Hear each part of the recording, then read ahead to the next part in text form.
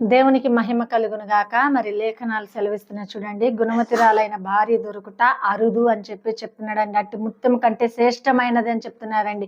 ఎవరికి ఆ పేరు దేవుడు పెడుతున్నాడంటే మనం ఒక్కసారి తెలుసుకోవాలండి. ఎవరైతే ఆ సాక్ష్యము మరి కావాలనుకుంటున్నారు, ఏ విధంగా నీ కుటుంబంలో ఉంటున్నావు, ఏ విధంగా నీ అత్తమామ, నీ తల్లిదండ్రులని, సమాజాన్ని, నీ బిడ్డల్ని, సమస్తాన్ని నువ్వు ప్రేమిస్తున్నావు, ఏ విధంగా నీకు సాక్ష్యము కావాలి, దేవుని ఇచ్చే గొప్ప పేరు, గొప్ప సాక్ష్యం నీకు కావాలి అంటే నువ్వేం చేయాలో తెలుసా? దేవుడి సన్నిధిలో కట్టపడాలా, నీ కుటుంబాన్ని చక్కగా కట్టుకోవాలండి.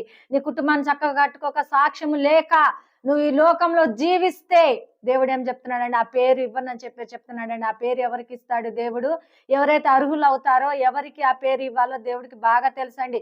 మనకు ఆ పేరు కావాలంటే అట్టి విధంగా మనం జీవించాలని తగ్గింపు స్వభావము మనకు కావాలా. ఏ విధంగా మనం తగ్గించుకుంటున్నాం, ఏ విధంగా దేవుని సన్నిధిలో మనం ఉంటున్నాం అన్నది ఒక్కసారి తెలుసుకోవాలండి.